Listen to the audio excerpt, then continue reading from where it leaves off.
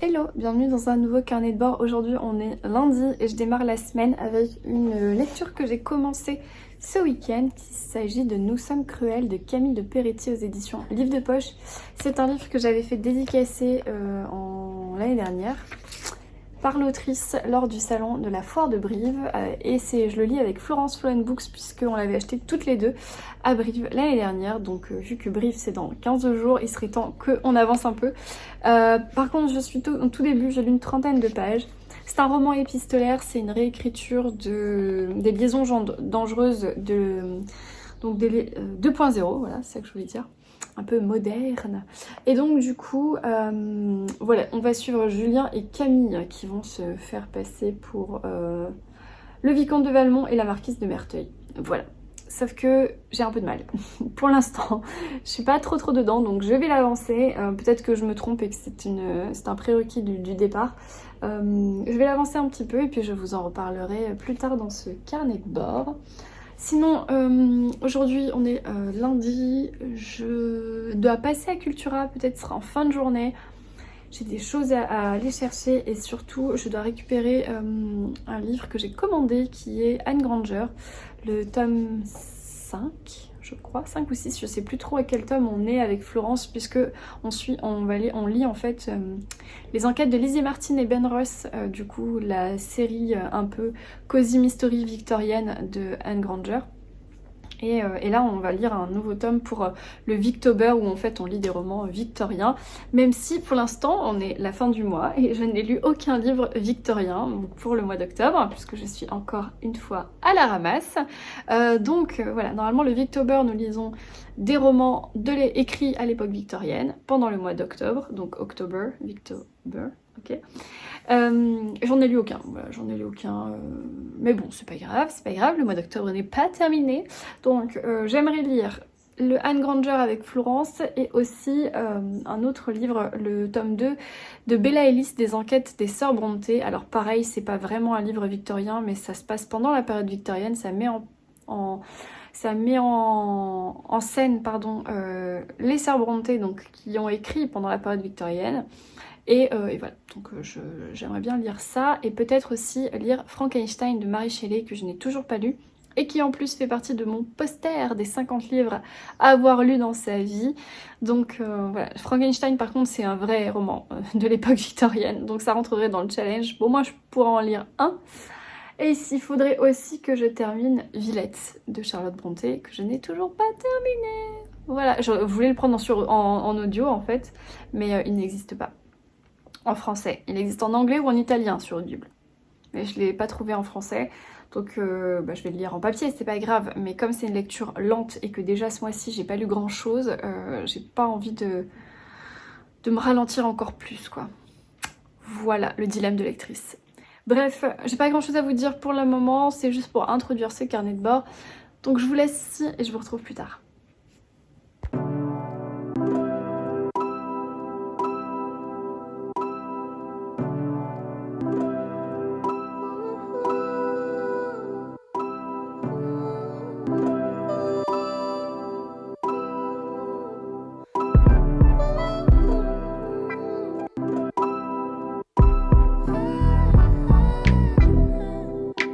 Darkest hour, I wanna come for you. I know you've been alone. Oh, where do you go? In your head, when in the real world there's snow.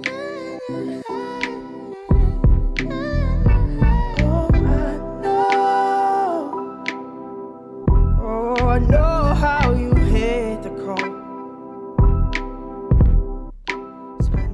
Hello, aujourd'hui on est mardi. Je ne sais plus quel jour on est. Non mais c'est parce que aujourd'hui j'ai fait un truc que je fais normalement le mercredi, donc du coup je me suis pris pour mercredi toute la journée. Or nous sommes que mardi, donc non, Un café est nécessaire. Je suis en train de boire un petit cappuccino instantané Starbucks que j'ai été racheté au Carrefour parce que c'était vraiment trop bon. Et là, je suis avec celui à la cannelle. Dans mon mug favori du moment. Tac. Trop classe. Bref. Alors, je viens vous parler de livres et de lecture et de plein de choses. Malheureusement, je n'ai pas repris le Camille de Péritier. Il est là et il ne me fait pas envie. Voilà, j'ai pas du tout envie de lire ça. Donc, il est là. Voilà, il est là. Bon, bah écoute, je vais le laisser là encore un peu. Je sais pas trop ce que je fais en fait. Je sais pas si je continue, si je donne une seconde chance, si j'avance, si j'abandonne, si... Je sais pas. Donc je l'ai mis là. Mais j'ai commencé autre chose du coup. Avec Florence, on s'est attelé à notre lecture victorienne, faussement victorienne on va dire.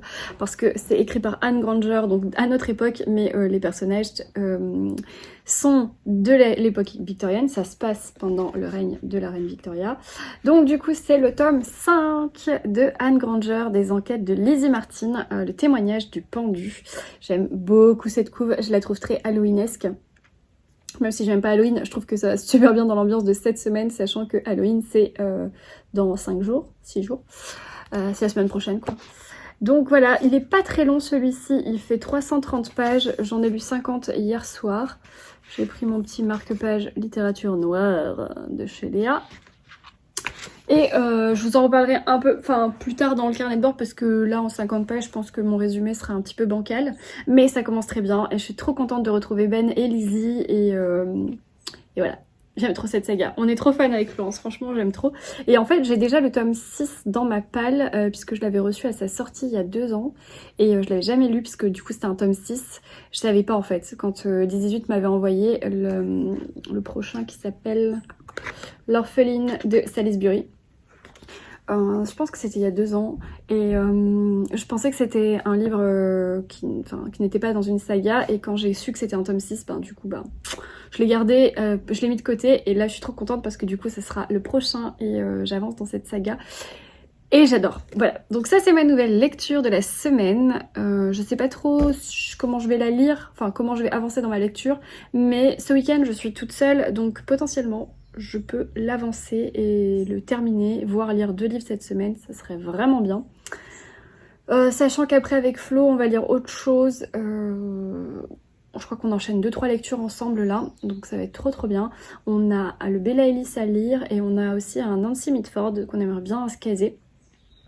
Mais là il y a 5 minutes avec Flo on était en train de parler d'un livre que j'ai acheté hier parce que hier soir vous l'avez vu je suis allée chez Cultura avec Tatane. On a fait quelques petites emplettes notamment pour nos calendriers de l'Avent respectifs avec le gang des tote bags mais aussi pour nous et moi j'ai un petit peu craqué. En fait j'ai été chercher le Anne Granger que j'avais commandé puisque c'est pas des tomes qui sont faciles à trouver donc on est obligé de commander donc je l'avais commandé chez Cultura donc j'ai pris celui-là.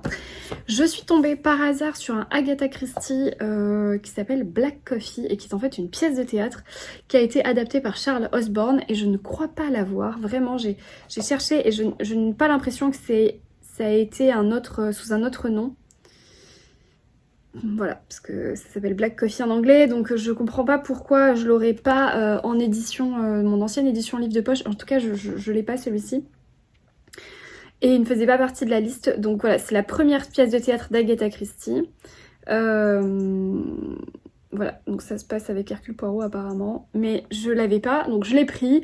Et puis si finalement je trouve l'équivalent dans mon édition, je le revendrai ou je l'offrirai ou quoi. Mais la couve elle est plutôt drôle comme ça, et puis il est tout noir, donc franchement ça passe. J'en ai d'autres des livres d'Agatha Christie tout noir, notamment sa biographie et tout ça, donc voilà, donc je suis très contente puisque c'était une bonne surprise. C'est complètement par hasard puisqu'on était au rayon Agatha Christie avec Tatane et je me suis dit mais tiens Black Coffee ça me parle pas du tout, je crois pas que je l'ai. Donc forcément je ne pouvais pas le laisser dans le rayon, hein. Évidemment il fallait que je l'ai. Donc j'ai craqué pour celui-ci. Et alors là c'est un peu une histoire drôle parce que j'ai acheté un livre dont j'entends parler depuis genre mon enfance. Je vous explique.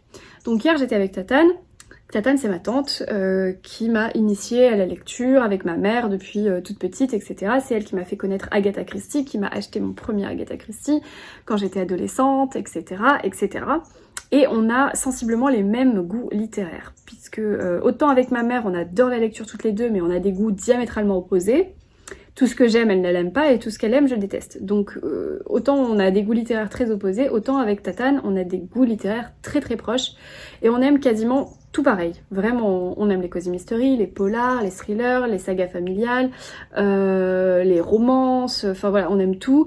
Et on n'aime pas, par exemple, la science-fiction, on n'aime pas le fantasy fantastique, voilà, c'est... Moi, je vais aller un peu plus loin dans les codes de la romance ou du fantastique, très légèrement plus loin, par exemple, Hadès et Perséphone, ma tante ne les lira jamais. C'est un peu, voilà, la limite qu'on a en différent, mais sinon, pour le reste, typiquement, ça, elle aime, ça, elle serait capable de le lire, enfin, voilà, tout ce que je lis au quotidien, bref, on est à peu près pareil. Et donc, tout ça pour vous dire que depuis mon adolescence, ma tante me parle d'une saga familiale qui l'a marquée, elle, quand elle était elle-même adolescente, quand elle avait 17 ans, 17 ans, 18 ans, je pense, je dis pas de bêtises, que sa grande-tante lui avait fait connaître, donc mon arrière-grande-tante, qui était une grande lectrice. Donc c'est pas une saga très très récente, hein, vous vous en doutez, hein, du coup, parce que là on remonte à 1960. Et du coup, c'est vrai que c'est un peu de tata en tata, de tata en nièce, que cette saga passe entre les mains. Et donc hier, je tombe sur la réédition très élégante d'Archipel, et il s'agit des gens de Mogador. Alors vous avez sûrement dû en entendre parler. Oui Nelson, je te jure. Les gens de Mogador d'Elisabeth Barbier, c'est une saga familiale qui a été écrite entre les années 1947 et 1961. Oui Nelson, on a compris là. Je parle. Ok. Ça a été écrit entre 1947 et 1961 et typiquement c'est la saga familiale pour la ménagère de 50 ans qui dans les années 60 s'occupait de son foyer, qui rêvait de romantisme et de secrets de famille. Voilà, il n'y avait rien de sexuel, il n'y avait rien de spicy, il y avait pas de méchanceté, il n'y avait pas de violence, il y avait pas de... C'est juste des intrigues familiales, à la limite un peu du roman terroir, qui faisait fureur à cette époque-là. Et donc du coup, moi je suis très bon public hein, pour ce genre de littérature, c'est pas du tout une critique, sinon je l'aurais pas acheté, mais c'est un peu ce qui était à la mode à l'époque. Et du coup voilà, donc Archipel a fait une réédition en 6 tomes des gens de Mogador, donc il s'agit d'une famille, etc. Alors les 2 premiers tomes c'est sur le personnage de Julia, les tomes 3 et 4 c'est sur le personnage de Ludivine, et les tomes 5 et 6 c'est sur Dominique. Je crois que c'est 3 sœurs de ce que j'ai compris. Bref, en tout cas cette saga elle m'en parle depuis des années, elle me dit ah Monsieur Vernet, etc. Les personnages elle les a encore en tête, etc. Donc c'est vraiment une saga dont elle me parle et dont elle m'a toujours parlé. Donc voilà, me dire ah mais toi qui aimes les sagas familiales, un peu à la Lucinda Riley, ce genre de choses, tu devrais aimer les gens de Mogador. Et hier je vois quoi? Les gens de Mogador. Le tome 1, et donc bref, trop contente, je le prends et tout, je me dis voilà, achat complètement impulsif mais dont j'ai tellement entendu parler, et c'est un peu aussi... ça me touche parce que je me dis c'est mon arrière-grande-tante qui s'appelait Tata Lise, qui lisait ça, et qui lisait aussi les Agatha Christie, les Arthur Conan Doyle, qui les a transmis à ma tante Anne, et voilà, et qui me les a transmis aussi. Et voilà, je suis très touchée par ce petit fil rouge de la littérature dans ma famille. Donc voilà, donc je me suis procuré les gens de Mogador, le tome 1, Julia. Et tout ça pour vous dire que j'en parle à Florence, juste là avant de prendre cette caméra. J'en parle à Florence et je lui dis ah tu sais j'ai acheté un livre, ça s'appelle Les gens de Mogador, et je lui raconte l'histoire. Et elle me dit mais tu sais pas quoi, je suis en train de vider l'appartement de ma grand-mère et j'ai trouvé toute la saga de 1960 des gens de Mogador qu'elle avait. Et donc du coup mort de rire parce qu'effectivement je pense que toutes les grand-mères ont dû lire cette saga. Et du coup Florence est très intriguée, donc il n'est pas impossible que nous lisons le tome 1 ensemble des gens de Mogador et que je vous en reparle très vite, plus vite que prévu sur la chaîne. Mais en tout cas c'est très drôle, donc dites-moi si vous connaissez les gens de Mogador ou est-ce qu'il y a que dans ma famille. Moi je pensais que c'était vraiment un truc du sud de Provence, mais en fait non, puisque manifestement la grand-mère de Florence les a lus, donc c'est assez drôle. Voilà. Est-ce que votre grand-mère a aussi lu les gens de Mogador, et est-ce que vous êtes curieux de lire les gens de Mogador avec nous? répondre à cette question. Bref, mes achats ne s'arrêtaient pas là puisque j'ai également craqué pour une bande dessinée que j'ai dans ma wishlist depuis un moment. En fait, j'en ai profité pour la prendre parce que à mon anniversaire, on m'a offert une carte cadeau Cultura et du coup, c'est un peu l'occasion de prendre des livres que je me serais pas forcément acheté toute seule ou quoi. C'est donc dans ma saga Agatha Christie, vous savez, de chez Paquet. Il me manquait celui-ci, Poirot joue le jeu de Hercule Poirot avec cette magnifique illustration, avec ce manoir là, je trouve ça trop trop beau. Donc voilà, c'est le seul qui me manquait. Je sais pas s'il y a des images des autres tomes. Peut-être au début. Ouais. Donc voilà, après je les ai tous normalement. Miss Marple, Beresford, ils étaient 10. Et là j'en ai 2, 4, 6, 8... 2, 4, 6, 7... Ah non, il m'en manque un. Il m'en manque lequel? Bref, ouais, j'ai celui-là. Là, il y a les images. Tac. Moi, je vais aller vérifier. Donc, c'est les tomes. Et en fait, je crois que j'ai pas drame en 3 actes. Parce que moi, ils sont rangés là. Et en fait, j'ai pas drame en 3 actes. Beresford, ça c'est bon. Miss Marple, j'en ai 2. Ils étaient 10, c'est un tome tout seul. Et après, il y en a 1, 2, 3, 4, 5, 6 et 7. Et j'ai pas droit à mon 3 actes. Voilà. Bon, bah, je viens de... Bon, bah, il m'en manquera encore un. Tac. Voilà. On est pas mal là. Donc voilà, donc je me suis aussi acheté celui-ci, j'en ai profité puisque j'avais une petite carte cadeau pour compléter ma collection. Il est vraiment trop trop beau. Oh, je l'adore. Bah, je vais le laisser un peu comme ça. En plus là j'ai mon puzzle Agatha Christie. Bon là c'est une étagère un peu micmac. Ça c'est mon cadeau de Noël de l'année dernière de mon calendrier de l'Avent de Flow & Books. Donc le Marie-Antoinette de Benjamin Lacombe. Et mon puzzle et voilà. Et après vous connaissez la suite. Voilà pour mes achats d'hier. Je bois un petit coup. Et sinon, dans ma boîte aux lettres aujourd'hui, j'avais un paquet de Léa Book Addict. Et ben, je me suis fait complètement spoiler les marque-pages de Léa. Parce que... Je suis très mal coiffée. Je me suis fait spoiler les marque-pages de Léa parce que je les ai vus dans les stories des copines hier. Je crois que Flow & Books et Magdalena les ont reçus également. On dirait que j'ai une coupe à la...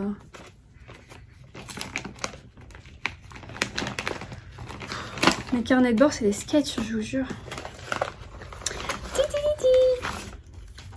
L'hiver vient et Estelle, je sais que tu n'as pas assez de marque-pages pour cette saison. Comment le sais-tu? Je n'ai jamais assez de marque-pages. Toujours la petite carte, trop classique. Non mais franchement, mais les packaging quoi. En plus, tout le temps, il y a des couleurs différentes et tout. Thank you for supporting my small business. Oh, so cutie. J'adore. Bah, c'est toi, merci de supporter mon... Oh, c'est trop beau. De supporter mon... Oh, c'est trop beau. De supporter mon... Comment dire?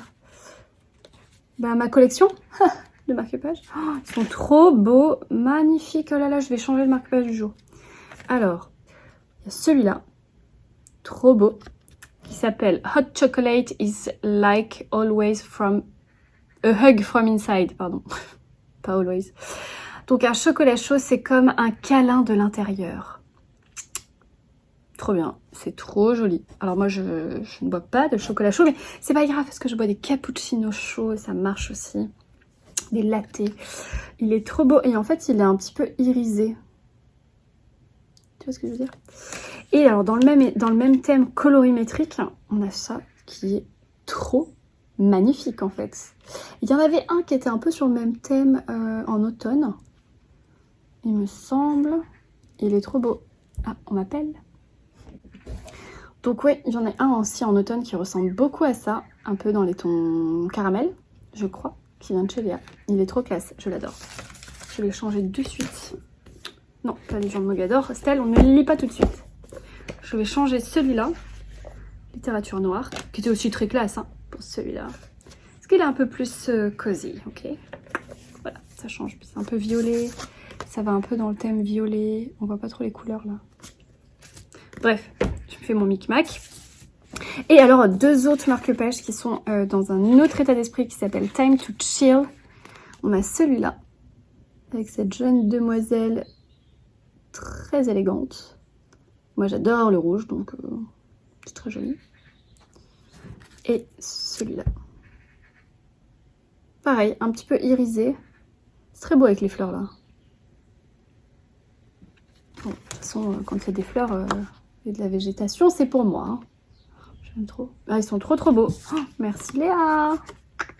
Bon, vous retrouvez tout dans ma barre d'infos, bien entendu, puisque je laisse Léa toujours près de moi dans ma barre d'infos, puisque de toute façon, vous me posez la question après sur Insta, donc ils sont beaux. C'est pas le même papier, mais c'est beau. Et le format, ça va dans les deux. C'est poche grand, quoi. Ça va bien dans les deux. Voilà, bon ben c'est tout pour cet unboxing. Après j'ai reçu un autre livre, mais c'est un livre de management, donc je suis pas sûre que ça vous intéresse. Je l'ouvre avec vous. C'est un livre d'occasion qui m'a été recommandé par un ami businessman qui s'appelle Le principe de Peters. Bon, c'est plus pour les chefs d'entreprise, donc du coup je sais pas trop si ça a sa place ici. Mais c'est un vieux livre. Enfin, c'est un vieux livre. Lui, il l'a lu il y a très longtemps, puisque c'était à l'époque de 1969. Voilà. Bon, ça a été réédité en 2011 quand même. Bref, donc ça s'appelle Le principe de Peters par L.G. Peters et R. Yule. Chaque employé tend à s'élever à son niveau d'incompétence. Voilà.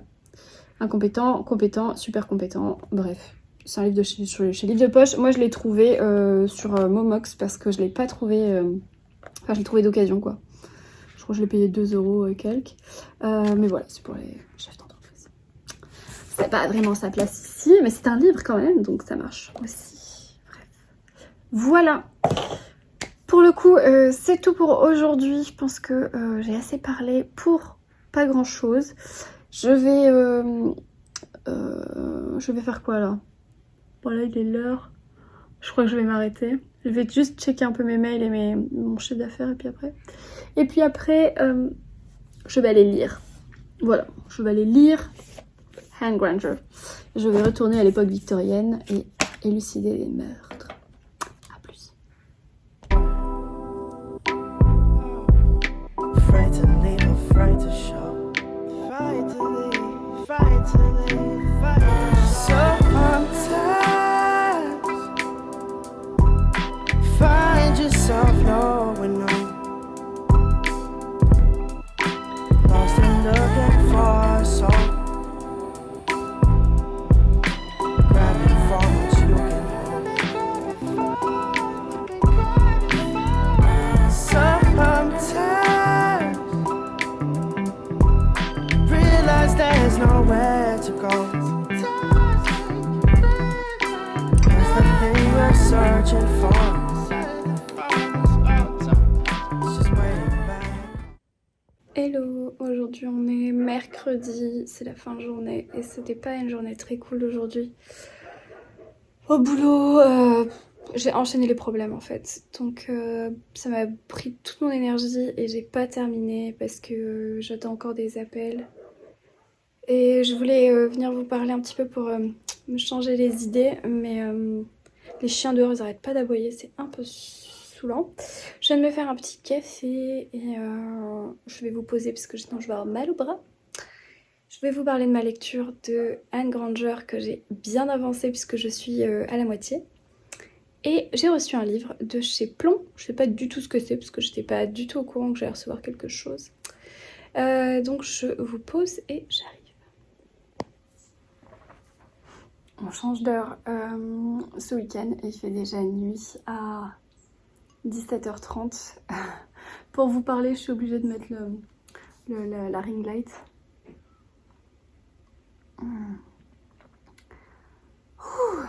J'avais besoin d'un moment cosy pour déconnecter un petit peu du travail et venir vous parler de livres parce que ça fait du bien. On appelle ça la book thérapie. Non, j'invente, je ne sais pas. Du coup, niveau lecture, j'ai avancé hier dans Anne Granger, le témoignage du pendu de 10-18. En fait, je suis à la moitié. Je suis exactement page 162, chapitre 9. Dans cette histoire, donc c'est un tome 5, donc c'est une saga, la saga de Lizzie Martin et Ben Ross. Ça se passe pendant l'époque victorienne à Londres et ici on va avoir, en fait Ben Ross c'est un flic de Scotland Yard, c'est un inspecteur exactement de Scotland Yard et Lizzie Martin c'est une jeune femme un peu rebelle de l'aristocratie, on va dire ça comme ça, parce que je sais pas trop comment vous la décrire sans vous spoiler les tomes précédents. Et bref, ici, Ben Ross va être appelé au chevet d'un condamné à mort. En fait, un homme va être pendu pour un crime qu'il a avoué, donc il n'y a pas de doute sur le crime qu'il a avoué, etc. Mais en fait, sur son lit de mort, enfin juste avant la veille de sa pendaison, il va appeler Ben Ross, l'inspecteur Ross, parce qu'il a absolument confiance en lui. Et il va lui dire que, en fait, dans sa vie, il y a 16 ans, il a été témoin d'un assassinat. Et en fait, ça lui pèse sur la conscience, comme il sait que voilà, il va être pendu et qu'il veut pas emmener ses secrets dans la tombe. Donc il va parler à Ben Ross et lui dévoiler un assassinat qu'il y a eu il y a 16 ans dans une petite ville qui s'appelle... attendez, au début il y a une préface de l'autrice qui nous parle de cette petite ville ou ce petit village, je sais pas. Putney, je crois. Putney. Ouais, Putney. Ok, donc de Putney, voilà, je sais pas trop où c'est, pas loin de Londres j'imagine. Et bref, donc Ben Ross va être assez torturé par cette histoire du passé parce que il a pas envie de laisser passer ça, surtout si ça a une quelconque importance. Sauf que bien sûr son supérieur lui dit d'abandonner et que c'est juste le prisonnier qui s'est rendu intéressant pour gagner du temps en fait. Et tout le monde lui dit d'abandonner, mais bon. Voilà, Ben Ross et Lizzie Martin ne vont pas abandonner. Et puis d'un autre côté, il va y avoir une histoire de disparition qui va se passer dans Londres. Un gentilhomme très aisé de la haute sphère va venir porter plainte au commissariat parce qu'il pense que sa femme et sa fille ont été kidnappées, puisqu'elles ont disparu. Donc voilà, donc on va voir ces deux enquêtes en même temps. C'est assez bien fait en fait. Moi j'aime beaucoup comment Anne Granger mêle les intrigues. J'aime énormément cette ambiance, hein. On est ici toujours, je vous le dis, hein, mais sur une époque victorienne, dans un Londres très sale, dans un Londres très pauvre. Ici on est un peu dans les écrits de Dickens, c'est noir, c'est sombre, c'est sale, ça pue, c'est vraiment pas très élégant. Et pourtant, Lizzie et Ben Ross, ce sont des personnages tellement attachants et tellement doux et tellement gentils qui sortent clairement du lot dans la société londonienne. Donc voilà, je suis dans cette enquête. On va ici traverser un petit peu la campagne anglaise. On va aller du coup dans le village de Putney, voir un petit peu ce qui s'y trame. Et c'est cool, ça change en fait des autres enquêtes qui se passent principalement à Londres, sauf le tome 2 de mémoire, la deuxième enquête de Lizzie Martin. Je crois que c'était aussi à la campagne, c'était pas dans Londres même. Mais j'ai un vague souvenir, c'était il y a longtemps. En tout cas, ouais, je suis très contente de cette lecture. J'ai vraiment envie d'y retourner là, donc je vais avancer ce soir. Je sais que Florence, elle est à peu près au même endroit que moi, donc on avance assez bien ensemble sur cette petite lecture. Donc il me reste un peu plus de 150 pages. Donc je vais pouvoir l'avancer ce soir et vous en parler mieux dans ce carnet de bord. Voilà, donc ça c'est ma lecture en cours. Sinon, j'ai pas du tout avancé ma lecture audio depuis hier puisque je lis L'héritière de Lovenhoff, Agneta, le tome 1, et j'ai écouté je crois 2 heures sur 15 heures, donc voilà, c'est vraiment le début. Donc je vous en reparlerai pas tout de suite. Donc, je disais... Il s'est passé une demi-heure depuis, je sais plus trop. J'avais le colis en main, donc je sais pas, j'ai reçu quelque chose de chez... Plomb, j'allais dire chez Pocket, mais pas du tout. De chez Plomb, donc du groupe Editis en tout cas. Et je ne sais pas ce que c'est parce que je n'attends rien. Et je n'attendais pas ça. Fièvre rouge. Judith Rochman.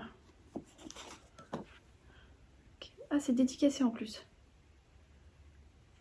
Ok. Qu'est-ce que c'est que ce livre? Alors moi en plus les livres sur la guerre c'est pas mon délire. Alors, donc j'ai reçu Fièvre rouge de Judith Rochman. J'avais jamais vu que les éditions Plomb et c'était en brillance maintenant. Donc c'est un livre dédicacé envoyé par l'autrice, manifestement je ne suis absolument pas au courant, à Estelle en vous souhaitant une lecture fiévreuse et passionnée. Ok, alors c'est paru, ah ça paraît demain, non après-demain, quel jour on est, le 20... Ah ça paraît demain le 27 octobre, c'est un premier roman. Et donc, de quoi ça parle? Alors, Paris 1951, alors que la guerre froide divise les nations et entrave la paix, un combat secret sans armes mais pas moins violent s'opère au sein de la capitale. Julia Guzman, fille d'un républicain espagnol mort pendant la guerre civile, agit avec une même ferveur qui habitait son père autrefois. Ce dernier lui a légué la mission de ne jamais faiblir dans la lutte contre le fascisme. C'est donc avec passion et détermination qu'elle s'engage dans la cellule communiste de la place d'Italie, dirigée par un certain Sergueï Dimitrov, qui l'accueille et la recueille. C'est ça. Malgré les tentatives de son hôte pour la séduire, c'est de sa femme Émilie dont Julia tombe amoureuse. La jeune Espagnole se retrouve prise dans un engrenage infernal et les deux femmes feront les frais de la perversité sans nom de Sergueï. Elles sont des cibles parfaites mais pas des proies faciles. Julia et Émilie sont prêtes à prendre les armes, décidées à se venger et à faire tomber leur bourreau, quoi qu'il en coûte. Entre alliance avec les services secrets et espionnage, tous les moyens seront bons pour compromettre leur ennemi. Un premier roman qui offre une vision féminine juste et poignante de cette époque, des destins de femmes dans un monde d'hommes. Ok. Bah écoutez, pourquoi pas. Je suis pas du tout au courant de ça. Bah écoutez, pourquoi pas, en fait. Je crois que c'est ces deux femmes là sur l'image. Illustration, Archangel. Julia Guzman. C'est un nom juif ça, Guzman. C'est une histoire vraie? Dimitrov Sergueï, oui, mais après... Pourquoi pas? Bah écoutez, c'est une surprise.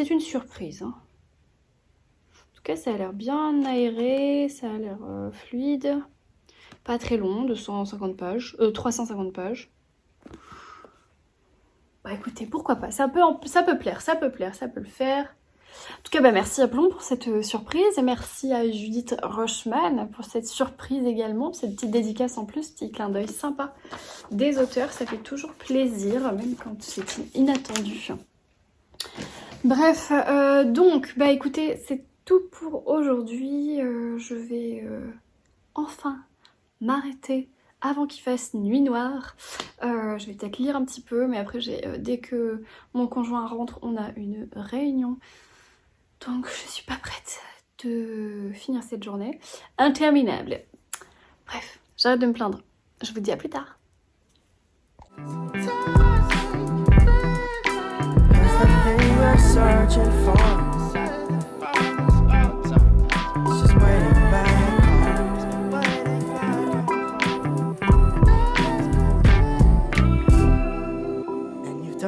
Walking, probably enough for two.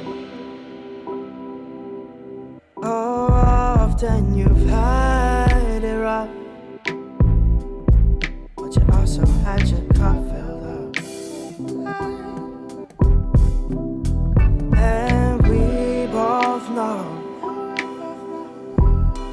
every time you come around, every time you return, see it in your tired eyes, that you still have more to go.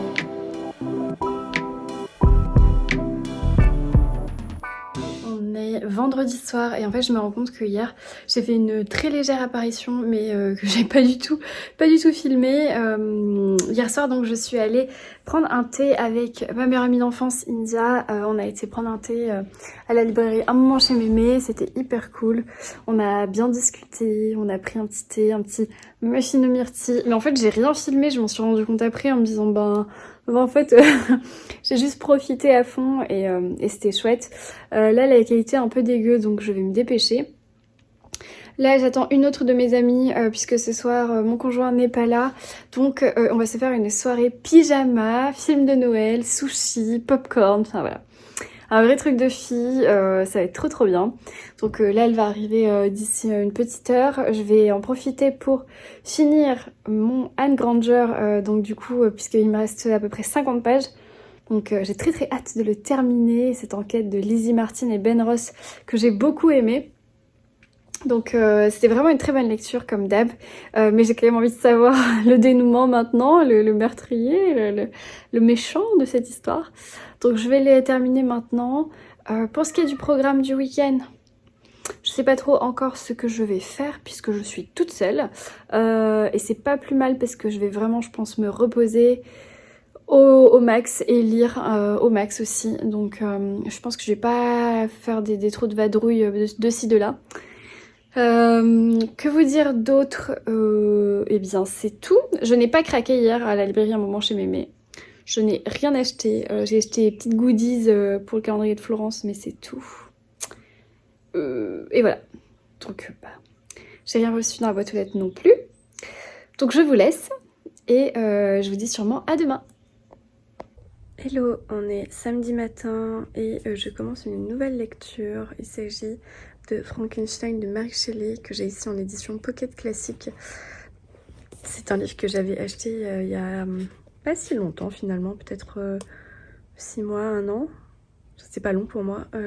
Et du coup là je participe en fait à la lecture commune qu'a organisée Autonalis sur Instagram pour le week-end du pont de Halloween.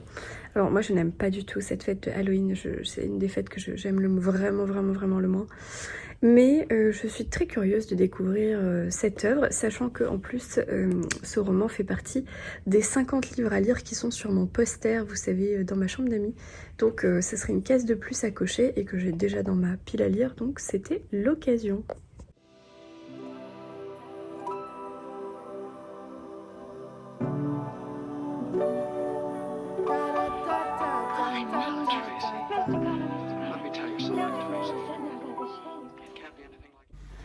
Hello, on est samedi et là je m'apprête à partir prendre un café dehors, enfin voilà, aller faire un peu de shopping et autres.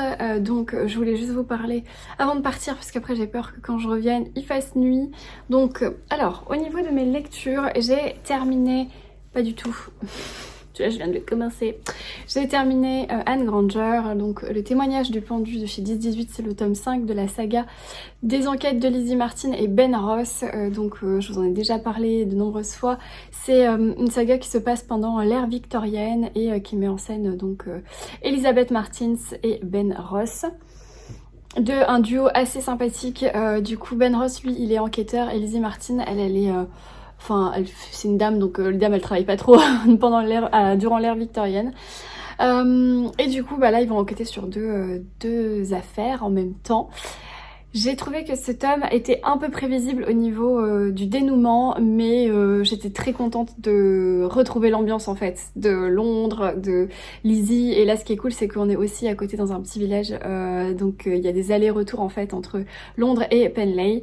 J'ai beaucoup aimé aussi le fait que ce soit une enquête un peu dans un village, vous savez, où il y a beaucoup de cancans, un peu à la Miss Marple, enfin où vraiment, un peu ça m'a fait beaucoup penser à Sainte Mary Meads en fait, dans Agatha Christie, le village de Miss Marple. Parce qu'en fait tout se sait, tout va très vite, il y a le bedeau de l'église, il y a les commérages, il y a le pub où toutes les infos passent, etc. etc. Donc ça franchement j'ai bien aimé. Après le dénouement était assez prévisible donc je trouve ça juste un tout petit peu dommage, mais clairement j'ai passé un très bon moment de lecture, donc ça n'enlèvera rien au plaisir que j'ai de lire Anne Granger. Et du coup j'ai déjà le tome 6 là qui doit pas être bien loin, oui, qui s'appelle L'orpheline de Salisbury, si je dis pas de bêtises, parce que j'en ai 2. Ouais, c'est ça, c'est L'orpheline de Salisbury et après j'ai L'héritage de Sir Henry. Mais je sais pas si c'est le 7 ou si c'est le 8 ça, je crois qu'il m'en manque un. Voilà, donc dans la saga des grands détectives de chez 10-18, vous les retrouvez tous comme ça en poche. Et je vous recommande vraiment cette saga si vous aimez bien les policiers et que vous aimez tout ce qui se passe durant la période victorienne en Angleterre. Du coup, je vous l'ai montré tout à l'heure, j'ai commencé Frankenstein suite donc à l'initiative de Autonalis, qui est un compte Instagram qui prône l'ère victorienne, qui a un parcours victorien, enfin c'est une nana qui propose, je sais pas son prénom en fait. Claire peut-être, j'ai pas son prénom en tête. Je vous mettrai son pseudo Autonalis, n'hésitez pas à aller voir ce qu'elle fait, et elle propose plein de challenges, plein de lectures communes aussi sur le thème victorien, et ça toute l'année, pas juste là durant le mois d'octobre qui est le Victober. Du coup moi je fais un petit peu tard sur le Victober, j'ai commencé avec ça, même si c'est pas écrit pendant l'ère victorienne, enfin que Anne Granger ne fait pas partie de l'ère victorienne, mais que ses personnages le font, donc moi je l'intègre quand même dans la Victober, même si c'est pas vraiment le Victober. En revanche, Mary Shelley fait partie des autrices qui ont écrit durant l'ère victorienne, et en fait derrière ils nous disent que le 16 juin 1816, l'orage gronde dans une ville cachée au milieu des arbres sur les bords riants du lac de Genève, une petite société s'ennuie. Il y a 2 poètes, Byron et Shelley, leurs compagnes Claire et Mary, Claire et Mary, un médecin, Polidori, je pense que c'est le nom du médecin. On se raconte d'horribles histoires selon la mode du temps, on décide même d'en écrire. Dans la nuit, la jeune Mary, qui n'a pas encore 19 ans, ne peut dormir. Elle rêve d'un hideux fantasme d'homme. Quelques jours plus tard naissent Victor Frankenstein et sa créature. Récit d'une inquiétante nouveauté, vite portée à la scène, très souvent ensuite à l'écran, devenu si mythique que dans l'esprit du public qui a oublié Mary Shelley, le créateur et sa créature se sont confondus. Donc voilà, je connaissais pas Mary Shelley dans le sens que je sais qu'elle a écrit d'autres trucs après, mais je pense que vraiment son œuvre à connaître c'est Frankenstein. Là j'ai la version classique de chez Pocket. Donc j'ai lu 70 pages, j'ai pris le marque-page de Léa qui est de circonstance puisque nous sommes le week-end d'Halloween. J'ai lu 70 pages sur 300 et pour l'instant j'aime bien. Donc on a fait enfin la rencontre avec Victor Frankenstein. Donc en fait pour ceux qui comme moi ne connaissaient pas jusqu'à présent, à part la fameuse créature, qui d'ailleurs la créature ne s'appelle pas un Frankenstein, c'est le médecin qui va la créer qui s'appelle Frankenstein. La créature a pas de nom. En fait, j'y suis pas encore là, mais en fait au début du récit on va avoir un personnage dont on n'a pas le nom qui écrit à sa sœur en Angleterre. C'est un explorateur et il envoie des lettres en fait à sa sœur qui lui dit voilà je suis en train de partir de la Russie vers je sais plus trop quel pôle, le pôle nord ou le pôle sud, je sais plus, mais en tout cas il prend un navire et il est dans la glace et il mène des expériences scientifiques et il écrit ses récits à sa sœur. Et un beau jour il va découvrir un homme qui est coincé sur la glace alors que c'est genre en plein iceberg, enfin il y a plein de trucs, tout est glacé, tout est gelé, cet homme n'a pas vraiment lieu d'être ici, et il va donc lui porter secours et cet homme va être recueilli sur le fameux navire de cet homme, ce marin dont on ne connaît pas le nom, et du coup il va s'agir de Victor Frankenstein. Et à ce moment-là le rescapé, donc Victor Frankenstein, va commencer à raconter son histoire à ce marin à qui il fait entièrement confiance et à qui il a voué son amitié. Et en fait on va être dans un récit enchâssé, c'est-à-dire que Victor Frankenstein va raconter au marin et le marin va rédiger comme un livre les souvenirs de Victor Frankenstein pour les envoyer plus tard à sa sœur en Angleterre. Donc en fait nous on va lire un récit dans un récit, donc on va lire l'histoire de Victor Frankenstein. Donc j'en suis à passer son adolescence puisqu'il raconte sa vie depuis le début. J'en suis à passer son adolescence quand il découvre les sciences, la chimie, il est passionné et tout ça. Voilà, et c'est extrêmement intéressant. Il y a très peu de dialogue et pourtant ça se lit très bien. On va être ici sur un espèce de monologue, mais pas difficile. Alors je sais pas si la traduction est moderne et que du coup c'est plus facile, mais en fait ouais, on va avoir comme si on vous racontait une histoire, et c'est un livre que j'ai presque envie de lire à voix haute, vous savez, comme si on me racontait un mythe ou un conte, et j'aime beaucoup, ouais, j'aime beaucoup. Donc ce soir je suis encore toute seule à la maison, donc je pense que je pourrai enfin encore l'avancer, pardon. Et voilà, pour l'instant je mets mes lectures de côté, je vais aller faire une petite balade et puis peut-être que je vous retrouverai plus tard. No, it mustn't be. It can't. Would it be inconvenient? Terribly. Anyway, I know it isn't. Oh my, we're out of our minds. Right into our hearts. Actually, I'm fixated. It does, doesn't it? As if my insteps were melting away. What is it about our feet of clay or something? It's not part of the pool, it's just over the lawn and in the birch grove. It'll be lovely now. Tracy, you're tremendous. Put me in your Oh, sometimes find yourself nowhere, no. Lost and looking for your soul. Et aujourd'hui on est dimanche et il fait extrêmement chaud au soleil. J'en profite pour prendre un max de vitamine D parce que je vois que les températures vont beaucoup baisser la semaine prochaine, et notamment quand je serai à Brive. Donc je prends du soleil, de la vitamine D, ça fait du bien. Ici il doit faire 24-25. Ressenti beaucoup plus.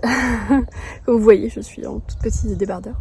Je suis en train de lire Frankenstein de Mary Shelley que j'ai ici en édition Pocket.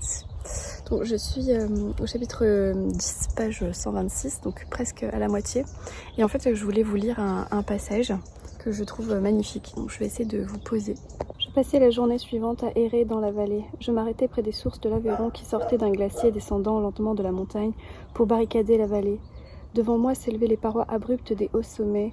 Le mur de glace me dominait. Quelques pins brisés se dressaient aux alentours et le silence solennel de cette glorieuse salle de réception de la souveraine nature était uniquement troublé par le flot tapageur, les chutes de quelques grands fragments de roc, le grondement de tonnerre de l'avalanche ou l'écho dans les montagnes, du craquement de la glace accumulée qui, par un travail silencieux, ordonné par les lois immuables, éclatait et se déchirait de temps à autre comme un jouet dans ses mains. Ces paysages sublimes et magnifiques m'apportèrent la plus grande consolation dont je pouvais bénéficier. Ils m'élevaient au-dessus de la petitesse des sentiments mesquins, et s'ils n'effaçaient pas mes chagrins, ils les subjuguaient et me calmaient. Dans une certaine mesure, ils éloignaient de mon âme les pensées qui l'avaient assailli le mois précédent. C'est beau, hein? J'adore. C'est une espèce d'ode à la nature, à la science. Et ce Victor Frankenstein, finalement, il est extrêmement touchant parce qu'il est troublé par sa propre psychologie.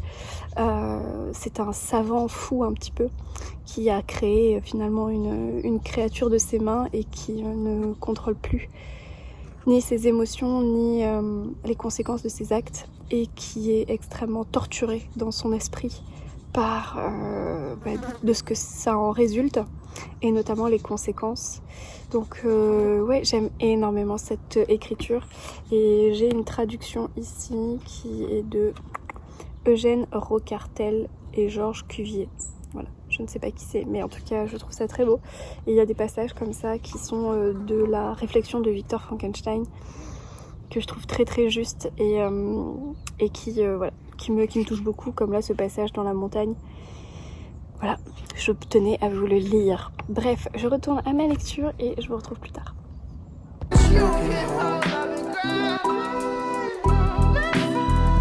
Sometimes realize there's nowhere to go. 'Cause the thing you're searching for has been waiting back home. I stay waiting for you. Hello, j'espère que vous allez bien. On est lundi matin et aujourd'hui c'est le 31 octobre, donc je travaille à moitié. Là il est quasiment 9h. J'ai déjà travaillé 1h30 ce matin. Je vais faire des apparitions dans le travail. Je vais pas faire une journée full parce qu'il n'y a pas besoin. Voilà, surtout que Émilie travaille pas aujourd'hui, donc j'ai des réunions mais plutôt en fin de journée. Donc ce matin je vais faire des apparitions. Je prends mon petit déj. Un peu tard, mon thé est très chaud. Et je prends le temps de vous parler, et aussi j'ai un unboxing ici à faire avec vous. J'ai reçu des petites choses. Alors tout d'abord j'aimerais vous donner mon avis sur... Enfin, pas vraiment mon avis parce que je ne l'ai pas encore terminé. Il me reste 60 pages du Frankenstein de Mary Shelley. Donc si j'arrive à le finir aujourd'hui, je vous rajouterai en fait une partie avec mon avis pour conclure le carnet de bord, parce que ce serait bien que je vous donne mon avis final quand même sur Frankenstein. Mais pour l'instant où j'en suis, vraiment j'aime énormément.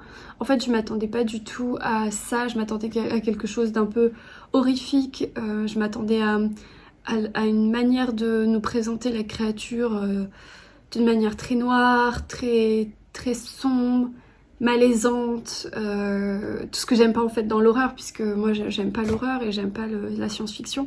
Mais en fait ici pas du tout. Mary Shelley elle nous peint surtout les émotions qui vont traverser les personnages, notamment Victor Frankenstein, donc le professeur, et aussi les émotions de sa créature finalement. Et j'ai trouvé que ce travail était d'une maturité sans nom quand on sait que Mary Shelley a écrit ce livre à 19 ans, même si elle l'a retravaillé derrière, qu'au début elle l'a écrit qu'un petit conte et que derrière elle l'a repris comme un vrai texte. Elle a une maturité de description des sentiments, des émotions, des paysages qui est vraiment impressionnante, et elle distille aussi du coup un léger malaise dans toute la durée du roman, où on va finalement avoir une espèce de course-poursuite entre le professeur et sa créature. J'essaie de pas trop vous en dévoiler, mais la plupart vous connaissez tous ou presque l'histoire de Frankenstein, qui a été repris de nombreuses fois au cinéma, sur les écrans et autres. Mais vraiment ça vaut le détour comme classique, je trouve que c'est vraiment très qualitatif. Donc voilà, encore une fois je l'ai pas terminé, donc je vous donnerai mon avis final, j'espère tout à l'heure. Mais c'est vraiment une très bonne lecture et je suis très contente de terminer le mois en tout cas sur cette note là, même si du coup je suis pas trop Halloween, j'aime pas trop cette fête. Là c'était le juste milieu, puisque c'était un classique victorien qui rentre dans le Victober, et en même temps voilà, on sort un petit peu des sentiers classiques de la romance victorienne. Là c'est pas du tout le sujet, bref. Du coup, je viens faire un unboxing également, c'est-à-dire que j'ai reçu 2 paquets qui me viennent tous les deux de chez XO, et j'ai aussi un petit colis qui me vient de chez Muse, donc je pense que ça c'est le mug Agatha Christie. Bon, je peux commencer par ça, ceci. J'ai pas pré-ouvert le truc. Bien sûr, j'ai pas de ciseaux. Je ne suis pas préparée ce lundi matin. Oh, l'aconite. Oh, c'est joli. C'est joli, mais c'est un poison. Donc, le mug du mois de novembre, c'est l'aconite. Je sais pas si on verra très bien. Je me décale un peu dans la lumière. Tac. Très joli. Je vais éternuer. Alors, l'aconite, elle contient des alcaloïdes toxiques, dont l'aconitine, poison mortel pour les humains et pour de nombreux animaux. Il suffirait d'ingérer entre 1 à 3 grammes de sa racine pour provoquer une réaction mortelle dans l'heure qui suit. Cette plante est appelée la reine des poisons. La mort survient par paralysie respiratoire. Pas franchement agréable. Et ça apparaît dans 2 Agatha Christie, 2 que j'ai déjà lus d'ailleurs, Le train de 16h50 et Jeu de glace. Le train de 16h50, j'avais beaucoup aimé. Donc voilà, nouveau petit mug Agatha Christie. J'adore. Il est cool, hein. Et vous les retrouvez tous chez Muse. Alors je ne crois pas que l'abonnement, je sais pas si l'abonnement est encore disponible. Néanmoins, vous pouvez les acheter à l'unité si vous trouvez un design joli. Voilà, trop contente. Merci beaucoup à Muse. Du coup voilà, bon, j'ai déjà monté du moment, mais je trouve que c'est la taille très bien pour mes... C'est la taille très bien. C'est la très bonne taille. Par exemple, j'aime les grands thés. Vous voyez, les gros thés, j'aime bien ça. Par contre, je trouve que ça c'est la taille idéale pour les cafés, notamment les instantanés là que j'adore de chez Starbucks. Je trouve que c'est la taille parfaite puisque au moins je peux vraiment, voilà, je sais pas, c'est mon petit truc, voilà, on a tous nos petits trucs. Ne me jugez pas. Alors, j'ai reçu 2 colis de chez XO, donc je pense que je sais ce que c'est puisque j'avais vu passer pas mal de choses, et puis maintenant chez XO, un peu comme dans toutes les maisons d'édition, on a maintenant des formulaires à remplir pour les livres que l'on souhaite recevoir. Et donc du coup, moi j'avais rempli, donc je sais à peu près, enfin on choisit, donc je sais à peu près ce que j'ai à faire. Oh yeah, oh yeah, oh yeah. Vous savez mon amour pour Nicolas Beuglet. Je suis trop contente. Oh là là, cette saga, je vais lire le 2 là dans 15 jours avec Florence.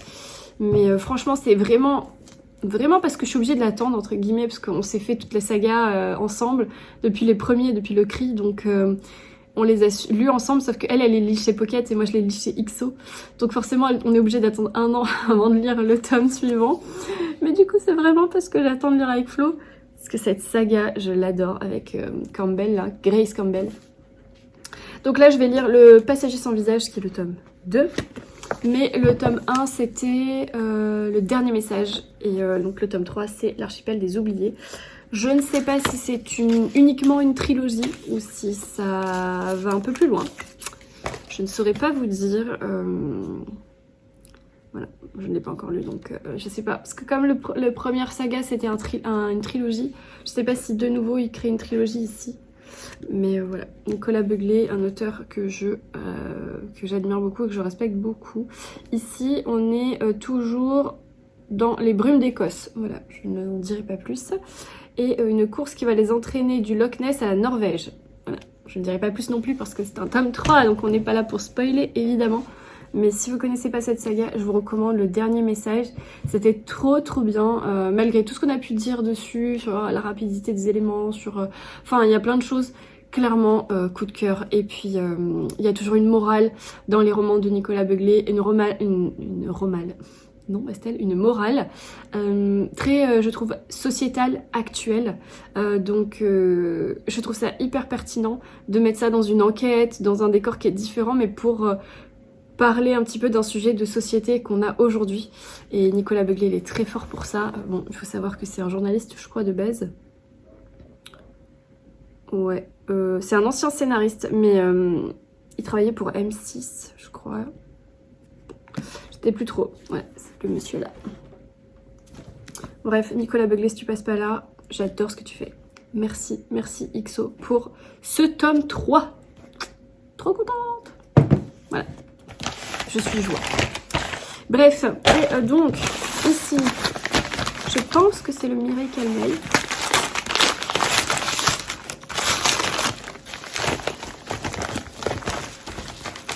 Is it it? Alors, faut savoir que moi, chez XO, j'aime quasiment tous leurs livres. Juste que j'essaye de me limiter, mais c'est une de mes maisons d'édition préférées. Je pense que je suis jamais déçue des parutions d'XO parce qu'ils ont... Après, bon, par exemple, Bernard Minier, que j'ai encore jamais lu, qui est chez XO. Avant, ils avaient Guillaume Musso, je crois. Quand, à l'époque, je lisais les premiers Guillaume Musso, c'était, par exemple, j'ai lu Et Après, j'en ai un de... J'ai Et Après de Guillaume Musso en XO. Bah, je vous montre après mon étagère XO, elle est là. Il y a Olivier Bal, il y a Olivier Lemerle... Enfin, il n'y a que des auteurs que j'adore chez XO, et notamment Mireille Calmel que j'adore. Vous savez que j'adore les romans historiques. Et Mireille Calmel, voilà, c'est la queen du roman historique pour moi. Et du coup, là, c'est Morgane des Brumes, l'épée du pouvoir. Alors par contre, les couves de Mireille Calmel, j'aime pas. Enfin, clairement, les couves des autres, elles sont trop bien. Mais les couves de Mireille Calmel, j'aime pas du tout. À part la saga des filles des Templiers était plutôt cool. Genre les Richard Cœur de Lion et tout ça va, mais après là les dernières not really not my cup of tea, mais bon c'est un choix j'imagine de l'autrice, je sais pas trop. En tout cas par exemple cette couverture non quoi. Mais bon c'est pas grave, je connais la qualité de Mireille Calmel, la qualité d'écriture, la qualité d'aventure qu'elle peut nous dans laquelle elle peut nous amener. Elle a quand même écrit vraiment beaucoup de livres. 1, 2, 3, 4, 5, 6, 7, 8, 9, 10, 11, 12, 13, 14, 15, 16, 17, 18, 19, 20, 21, 22, 23, 24, 25, 26, 20, 26, 27, plus en roman jeunesse, 2 romans jeunesse. Plus lui, bah 28. Elle est quand même sacrée forte, hein, Mireille Calmel. Et alors donc du coup dans celui-ci, de quoi ça parle? Parce que là je pense que c'est pas du tout je pense que c'est un one shot.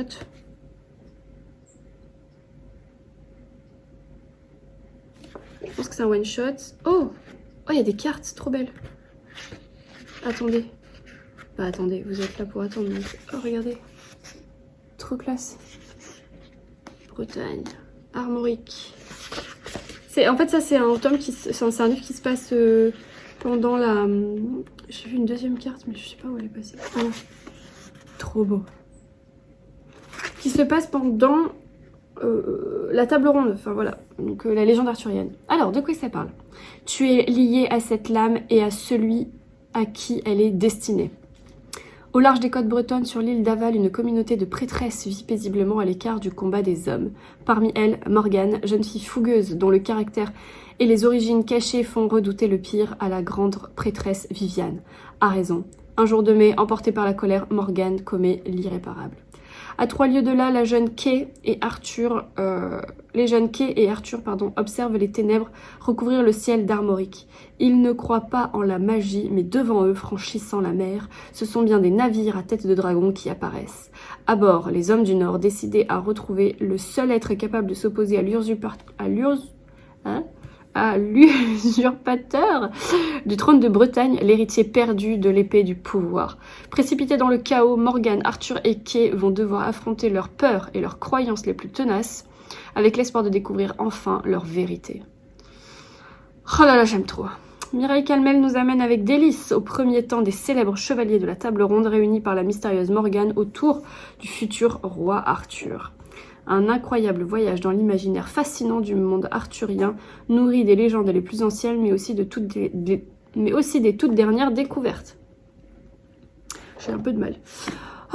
Bah j'ai trop hâte, voilà. J'ai trop hâte, j'aime trop. Donc je suis trop contente. Je sais que les copines du club lecture l'ont également reçu en service presse, donc peut-être qu'on va pouvoir le lire avec peut-être Laurie et peut-être Manuela, je ne sais pas, peut-être Sophie ou Julie. Voilà, les filles, si vous passez par là, j'ai très envie de le lire, donc n'hésitez pas à me dire quand vous êtes dispo. Voilà, donc c'est mes réceptions du jour. En fait, je les ai reçues samedi, mais j'ai pas ouvert. Merci beaucoup à XO et Muse pour ces petites surprises. Je suis beaucoup trop contente.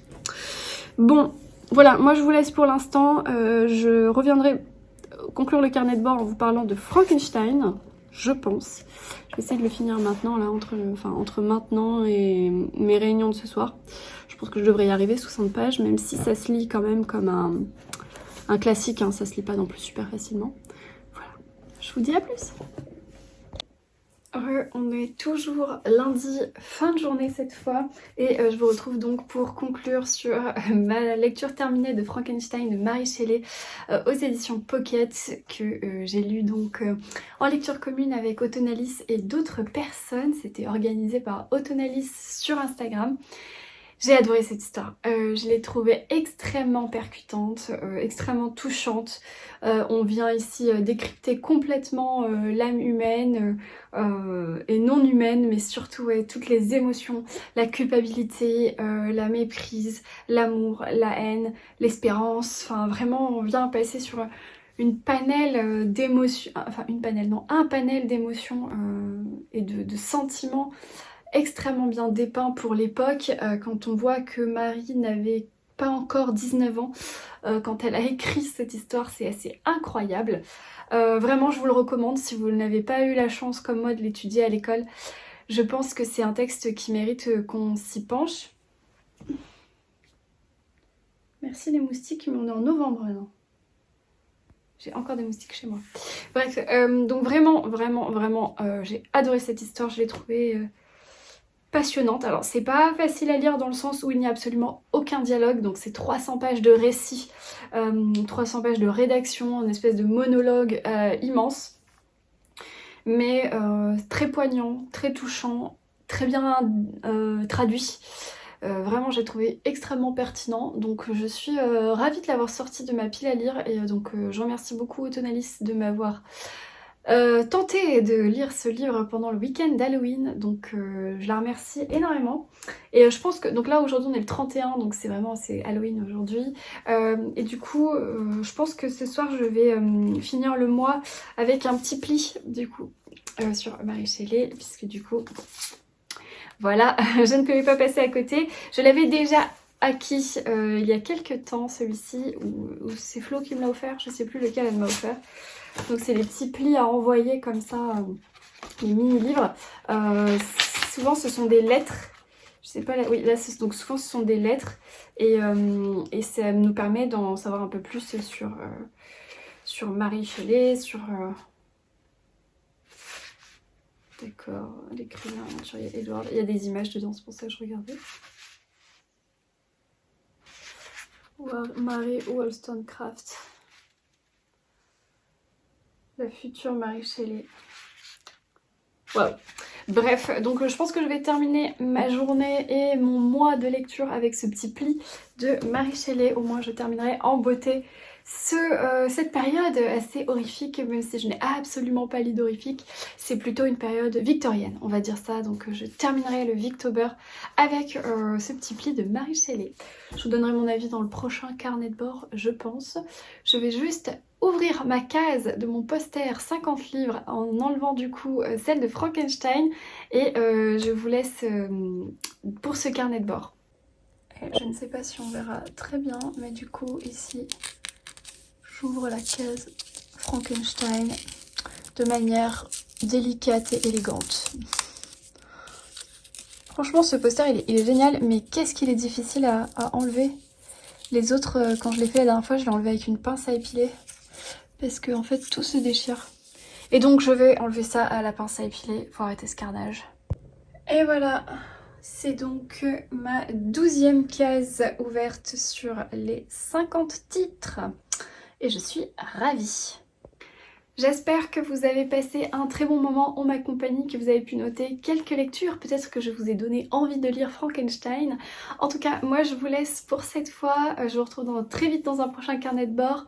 En attendant, je vous souhaite un très bon week-end, une très belle semaine, de très bonnes lectures et je vous dis ciao.